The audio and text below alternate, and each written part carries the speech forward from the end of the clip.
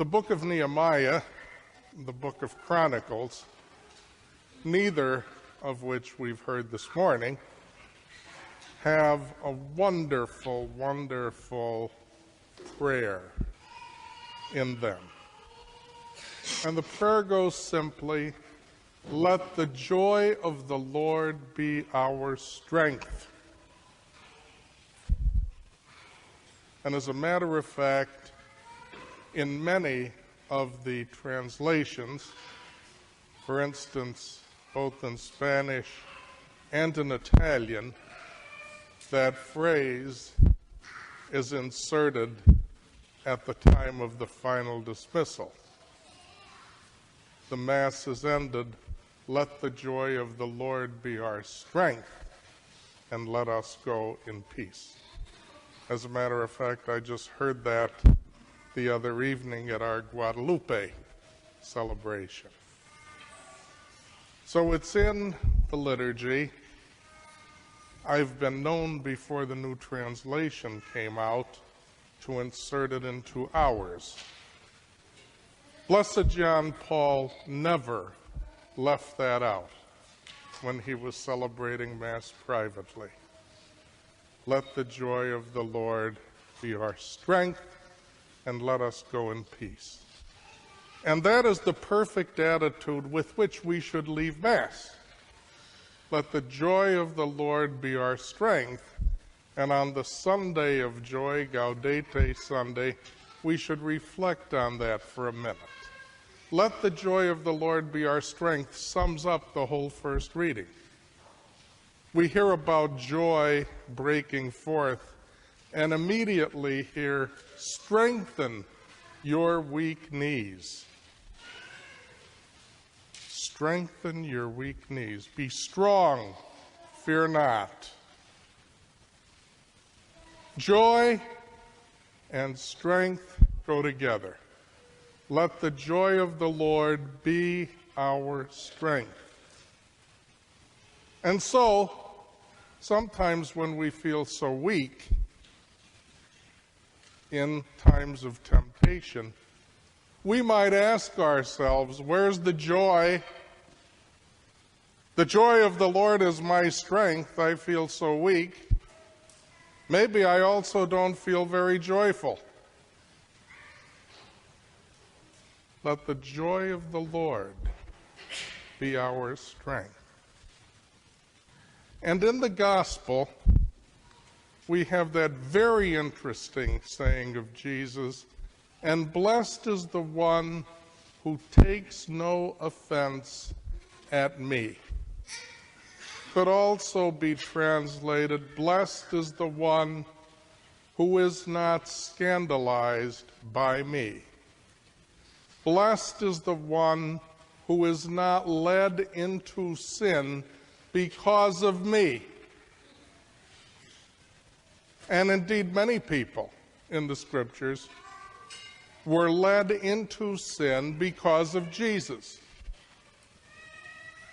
When he said, "You must eat my flesh and drink my blood, and so you will have life." Where does he get all of this? The gospel writer says, he was too much for them. He came to bring salvation. But some people reacted sinfully to Jesus so as to merit their own condemnation. They were the ones who took offense at Jesus. They were the ones who were scandalized. They were the ones who were led into sin because of him. If we have joy, which is our strength, we would never take offense at Jesus. Jesus is joy in itself. No joyful person could ever be led to sin because of Jesus. It's impossible. Blessed is the one who takes no offense at me. Another way of saying blessed is the joyful person, because joyful people never are led into sin because of me. So joy is the key to strength. Joy is the key to being blessed because we take no offense at Jesus. The joy that we celebrate today is not happy, happy, ha ha, over a drink on St. Patrick's Day. The joy that we celebrate today has everything to do with strength and everything to do with Jesus, who is joy, and the impact that he wants to have on us. We have to remember that the body of Christ on earth is the church. How many people take offense at the church? How many people are led into sin because of the church? I'm not going to listen to that bishop.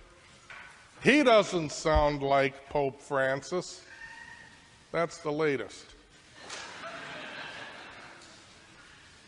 Nobody ever said, I like the bishop because he's just like Pope Benedict. I like the bishop because he's like Pope John Paul. I don't like him because he's not like Pope Francis. That is taking offense at the church, being led into sin in terms of the respect and obedience owed the bishop, being led into sin by the body of Christ, the church. Look at that scandal. Why should I believe anything anymore? My pastor hasn't given a good homily in 30 years.